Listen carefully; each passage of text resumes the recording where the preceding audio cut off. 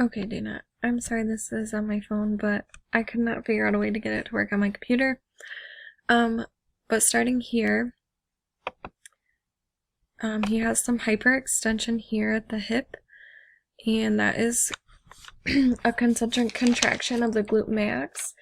And to ace on the stairs, you only need about 1 to 2 degrees of hip hyperextension, but you do need full hip extension to ace on the stairs. So then, as he goes up, he has hip flexion, knee flexion, and plantar flexion. So I'm just going to start with hip flexion, and my reference leg is the leg closest to the camera. So with his hip flexion, the muscles that are working are the rectus femoris, sartorius, gracilis, tensor fasciae latae, and the iliopsoas. The iliopsoas is the main hip flexor, and the rest are assisting in flexion, and the hip flexors are working concentrically here as he's going up.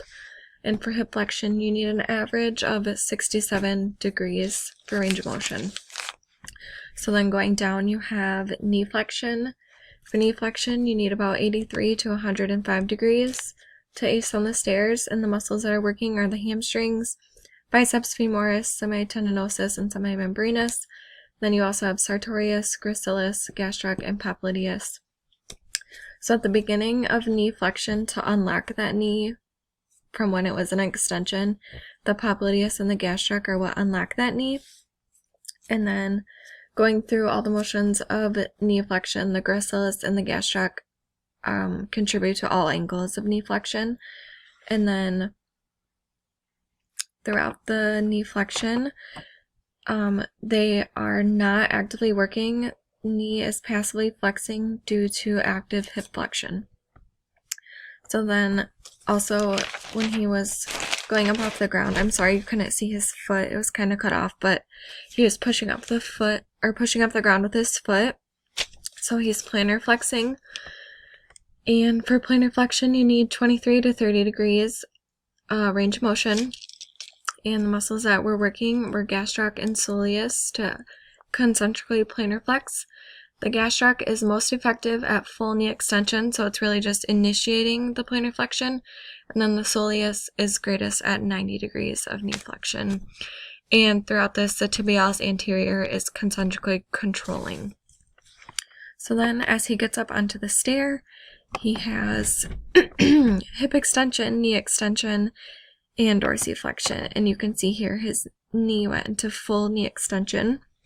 So starting with the hip again, the hip is extending back to neutral, and the muscles that are working are glute max, the hamstrings again, and adductor magnus. The hamstrings are what are initiating that extension, and the adductor magnus is extending from 90 degrees of flexion back to 0 degrees. So like I said, the hamstrings are initiating it, and then the adductor magnus is bringing it from 90 degrees to 0.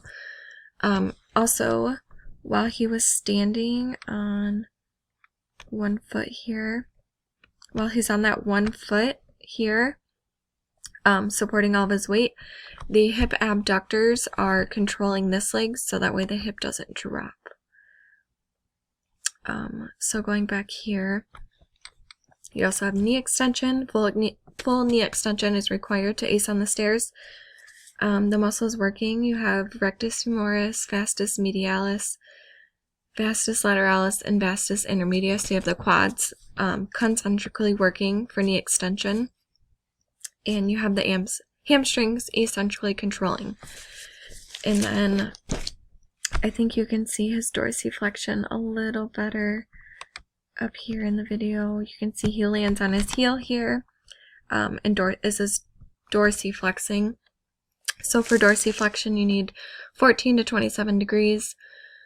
And the muscles working are tibialis anterior, extensor hallucis longus, extensor digitorum longus, and peroneus. Tibialis anterior and extensor hallucis longus are the main dorsiflexors that are working, and the other two are assisting. And they are eccentrically dorsiflexing.